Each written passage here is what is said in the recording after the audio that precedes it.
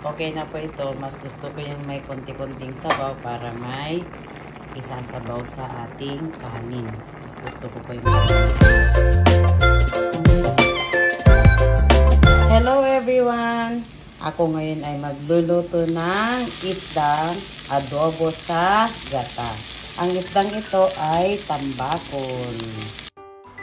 Di ko na nga po pala ipinakita sa inyo ang pag-prepare ko ng ating sibuyas, bawang, luya at ganun din yung paggigisa.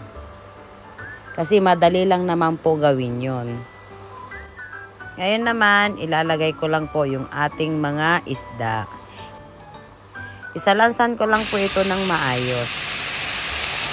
Lagyan na natin ito ng soy sauce, vinegar,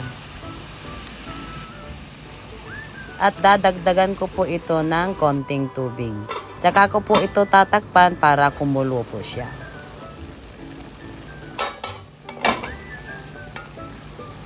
Kailangan ko po itong galaw-galawin para malaman na hindi po siya didikit sa kawali.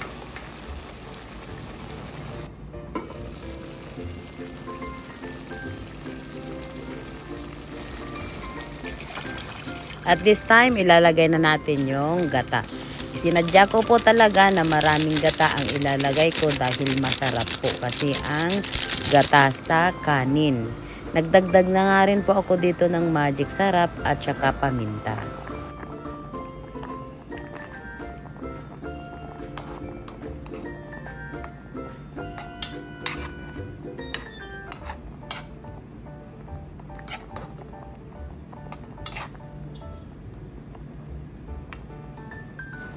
Dahil alam ko po na hindi pa tama ang timpla neto, magdadagdag tayo ng asin. Tatakpan ko naman po ito para maluto na.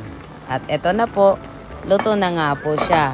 Ganyan na po yung dami ng sabaw niya kasi gusto ko yung sabaw sa kanin.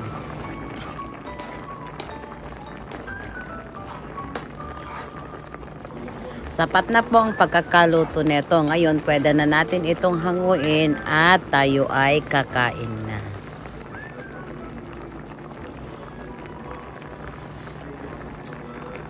Yummy po!